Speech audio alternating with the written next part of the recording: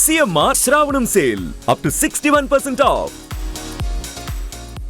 Hi hello welcome to Suman TV. నేను మీ Roshan. So 1980s 1990 2000 ఈ యాక్టర్స్ని మనం ఎప్పుడు మర్చిపోలేం అన్నమాట. ఎందుకంటే చెన్నైలో ఎంతోమంది లేడీ టెక్నీషియన్స్, లేడీ యాక్టర్స్ చాలామంది ఇక్కడ ఉన్నారు. తర్వాత హైదరాబాద్ షిఫ్ట్ అయినప్పటికి కూడా వాళ్ళందరూ ఇక్కడే స్థిరపడి ఇక్కడే ఉండిపోయారు. ఆఫర్లు వచ్చినా రాకపోయినా అండ్ వాళ్ళకు ఉన్న దాంట్లో అండ్ వాళ్ళకు వచ్చే ఇక్కడ చిన్న చిన్న ఆఫర్స్తోనే బతుకుతున్నారు. కానీ హైదరాబాద్కి అయితే షిఫ్ట్ అవ్వలేదు. అండ్ ఇప్పుడు నేను మీకు ఇంట్రడ్యూస్ చేయబోయే ఈ యాక్టర్స్ గురించి చెప్పాలి అంటే 1980s 90sలో ఆల్మోస్ట్ అందరు యాక్టర్స్ పక్కన భారీగా కనిపించారు. అల్లు రామలింగయ్య గారు, కొల్లపూడి మాధవరావు గారు, అట్లా అందరూ ఆ టైంలో ఉన్న అందరు యాక్టర్స్తో వర్క్ చేసిన అనురాధ గారు ఆమె అసలు పేరు. బట్ ఇండస్ట్రీకి వచ్చినప్పుడు చాలామంది అనురాధలు ఉన్నప్పటికీ చిలక రాధాగా ఆమె ఇండస్ట్రీకి పరిచయమై మనందరికీ ఎన్నో క్యారెక్టర్స్ని చేసి అలరించిన the one and only great actress Chilaka Radha garu with me an exclusive interviews Suman TV. So Chilaka Radha గారు నమస్తే సార్. ఎలా ఉన్నారు? బాగున్నాను సార్. నాకు మీ సినిమాలలో జగదేక వీరుడు అతిలోక సుందరిలో ఆ కన్నడ ఆ రోల్లో ఎంగులో ఎంత బాగుండే వాళ్ళు అసలు మీరు. ఆ కోల ముఖం, మీరు చేసే క్యారెక్టర్స్, మీ వాయిస్ ముఖ్యంగా పర్టికులర్గా చెప్పాలంటే మీ వాయిస్ అందరికి బాగా గుర్తు, బాగా కొట్టినట్టు మాట్లాడతారు. అవునండి, అంటే నేను ఫస్ట్ నుంచి డామినేటింగ్ క్యారెక్టర్స్ చేయాలని నా ఫేవరెట్ ఆర్టిస్ట్ సూర్యకాంతం గారు. ఆవిడని చూసి నేను ఇండస్ట్రీకి వచ్చాను. మా ఫ్రెండ్స్ ఉన్నారు, జయప్రద గారు, జరీనా బాబు, మేమందరం కలిసి భరతనాట్యం అది నేర్చుకునేవాళ్ళం. వాళ్ళు హీరోయిన్స్గా వచ్చారు. ఆ అమ్మాయి బాంబేలో జరీనా బాబు సెటిల్ అయింది. జయప్రద గారి గురించి నేనేం చెప్పాల్సిన అవసరం లేదు. కానీ నేను మాత్రం హీరోయిన్గా రాలేదు. నేను ఓన్లీ సూర్యకాంతం గారిని చూసి అలాంటి హీరోయిన్ గా వచ్చినా ఇష్టపడలేదా? ఇష్టపడలేదు. ఎందుకని? అప్పుడులో చాలా అందంగా ఉండేవాళ్ళు మీరు, హైట్ ఇదంతా. కానీ నాకు అలాంటి క్యారెక్టర్ చేయాలని, డామినేటింగ్ క్యారెక్టర్ చేయాలని ఇష్టం. అలాంటి క్యారెక్టర్స్ నేను చాలా చేశాను కూడా. ఓకే, ఎక్కువ మొగోళ్ళని బాగా డామినేట్ చేసేవాళ్ళు. మరి అంత డామినేషన్ మీ క్లిప్పింగ్స్ కొన్ని చూస్తుంటే ఎంత గయ్యాలది అనిపించింది. అంటే ఎవరు కూడా ఆవిడని డామినేట్ చేయలేము. సూర్యకాంతం గారు ఆవిడ పేరు చెప్పడానికి కూడా మనకు అర్హత లేదు. కానీ ఆవిడ యొక్క ఇన్స్పిరేషన్ తీసుకుని అలా చెయ్యాలని ప్రయత్నం చేశాను అంతే. ఓకే, ఒక చిన్న ప్రయత్నం. ఆమెతో కలిసి పనిచేశారా? ఒకే ఒక సినిమా, ఇద్దరు కాంబినేషన్ లోనే మన శ్యామ్ ప్రసాద్ రెడ్డి గారు సినిమా, మల్లెమాల గారు సినిమా. ఆమెను కూడా డామినేట్ చేశారా? లేదండి, ఆవిడ చేత కొట్టించుకున్నాను. ఆవిడ కనపడగానే ఆవిడ కాళ్ళకి దండం పెట్టి వెంటనే ఆవిడ చేత దెబ్బలు తిన్నాను. నా క్యారెక్టర్ నాకు చాలా సంతోషం అయిపోయింది ఆ రోజు. ఓకే, చెప్పారా ఆమెకి ఎప్పుడైనా? చెప్పాను, ఇలాంటి క్యారెక్టర్స్ ఇండస్ట్రీలో చేస్తున్నాను చెప్పాను. చెప్పాడు అలాగా, సరే అన్నారా మేడం. సో ఎన్ని ఇయర్స్ అయిపోయింది ఇండస్ట్రీకి వచ్చి? నేను 81లో వచ్చాను సార్. మరి దగ్గర 40 years అవుతుందిగా.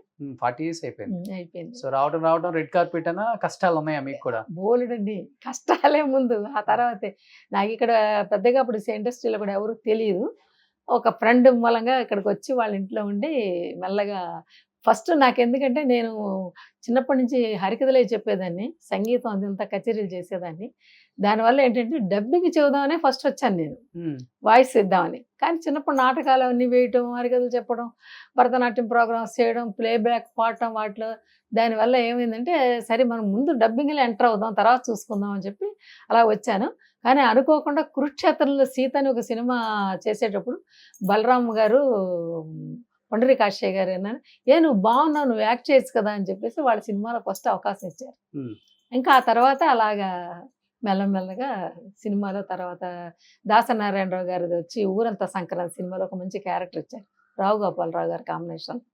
ఇంకా అక్కడి నుంచి అలాగా తర్వాత రాలింగ నరసింహారావు గారు, హరిశ్చంద్రరావు గారు, అలాగే పినిశెట్టి రవిరాజా గారు, ఇలా అందరూ నాకు మంచి అవకాశాలు. ఎన్ని సినిమాలు చేసి ఉంటారు తెలుగులో? దగ్గర ఒక 100 సినిమాలు చేశారు. 100 సినిమాలు చేశారు. ఇప్పుడు తెలుగు సినిమా మర్చిపోయి, తెలుగు వాళ్ళు మిమ్మల్ని మర్చిపోయి ఎన్ని సంవత్సరాలు అయిపోయింది? లేదు సార్, ఇప్పటికే ట్రైన్లో వెళుతుంటే కూడా మిమ్మల్ని ఎక్కడ చూసామండి, మిమ్మల్ని అంటే అవునండి నేను మీ ఇంటికి వచ్చానండి అంటాను. మా ఇంటికి వచ్చారు, ఎప్పుడు వచ్చారు మీరు అన్నాడు. ఎప్పుడూ వస్తూనే ఉంటారండి మీటింగ్, మీరు పాత సినిమాలు చూస్తుంటే అందులో వస్తూనే ఉంటానంటారు. అప్పుడు వాళ్ళకి అర్థం అవుతానమాట, అలాగే అలా. కొంతమంది గుర్తుపట్టేస్తారు వెంటనే. ఓ మీరు పక్కా తెలుగు అమ్మాయి. నేను పక్కా పక్కా తెలుగు. ఎక్కడ సొంతూరు? మా సొంతూరు west Godavari district Tanuku sir. Okay.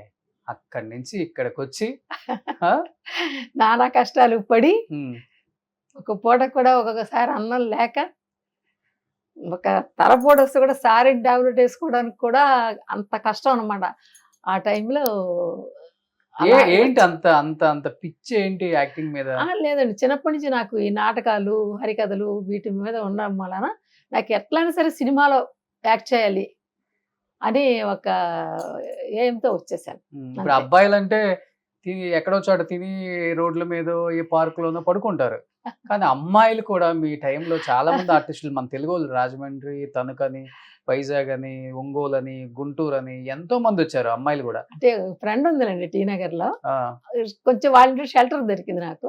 ఆ, అక్కడికి వచ్చి ఇంక ప్రయత్నం చేశాను. కానీ ఎన్నాళ్ళు ఉండడం కుదురుతుంది ఎవరింట్లోనైనా, కొంచెం రోజులే కదా. ఆ తర్వాత చిన్నగా ఒక చిన్న రూమ్ తీసుకుని మెల్లగా అద్దె కట్టుకోవడానికి నానా కష్టాలు పడి అలా డబ్బింగ్లు చెప్పి అది చెప్పి ఇది చెప్పి ఆఖరికి మొత్తానికి ఎలా అయితే ఈ రోజుకి ఒక సొంత ఇంట్లో ఉండగలిగే అదృష్టం నాకు ఇండస్ట్రీ ఇచ్చింది. ఓకే. ఇప్పుడు ఆ 80లో మీరు వచ్చినప్పుడు ఇలా చిన్న చిన్న రూములు తీసుకొని అద్దెలు కట్టుకోలేక, తినడానికి కూడా లేక, పస్తులు ఉండి ఆఫర్ల కోసం అబ్బాయిలే కాదు అమ్మాయిల మేము కూడా వాళ్ళతో పాటు ఈక్వల్ అనిపించుకున్న ఆర్టిస్టులు చాలా మంది ఉన్నారు. అవును సార్. మీతో పాటు ఎవరెవరు అప్పుడు ట్రయల్స్ తెలుగు వాళ్ళు? అప్పుడు అప్పట్లో వచ్చి నాతో వచ్చి బిందు మాధవి, ఆ తర్వాత జయశీల్ గారు, వీళ్ళందరూ కూడా అప్పట్లో కొంచెం ఇంకా ఇప్పుడు వస్తున్నారు. టాప్ లో ఉన్న వాళ్ళంటే జయప్రద గారు మీ వాళ్ళు రేంజే వేర్లండి. వాళ్ళు ఎప్పుడో వచ్చారు, వాళ్ళు ఎప్పుడో ఒక రకంగా సెటిల్ అయిపోయారు. నేను తర్వాత కదా వచ్చాను. ఇంకా అదే అలాగా వాళ్ళందరూ అలాంటి ఆర్టిస్టులు వచ్చి కష్టాలు పడ్డారు. ఇప్పుడు ఏం చేస్తున్నారు? ఇప్పుడు నేను డబ్బింగ్లు చెప్తున్నాను సార్. ఏ ఆర్టిస్టులకి? ఎవరికైనా సరే, ఎవరికి కావాలంటే వాళ్ళకి. ఇప్పుడు బోల్డ్ సినిమాలు, కొరియా సినిమాలని, హిందీ సినిమాలని, మలయాళ సినిమాలని, కన్నడ సినిమాలని అన్ని డబ్బింగ్లు జరుగుతూ ఉంటాయి ఇక్కడ. ఏదో క్యారెక్టర్, ఒక మదర్ క్యారెక్టర్, ఒక ముసలమ్మ క్యారెక్టర్, ఏదైనా సరే పుట్టిన పాప దగ్గర నుంచి 100 ఏళ్ల వయసు వరకు చెప్తారు డబ్బింగ్, వాయిస్ మార్చి. ఓకే. అలా ఇప్పుడు కాలక్షేపం అవుతుంది. అవుతుంది. సుమన్ టీవీలో మీ పర్సనల్ అండ్ బిజినెస్ ప్రమోషన్స్ కోసం కింది నెంబర్కి కాంటాక్ట్ చేయండి.